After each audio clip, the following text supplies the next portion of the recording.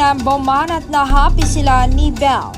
Nakakaloka na ang love team couple na Don Belle ay pinaghihinalaang magulo na ang pagsasama ngayon.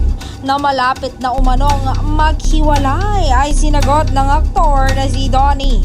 Sabi niya, "We're happy. Grabe ang ayos ng pagsasama namin, tapos pinaghihiwalay kami ng intrigero at intrigera na mga yan."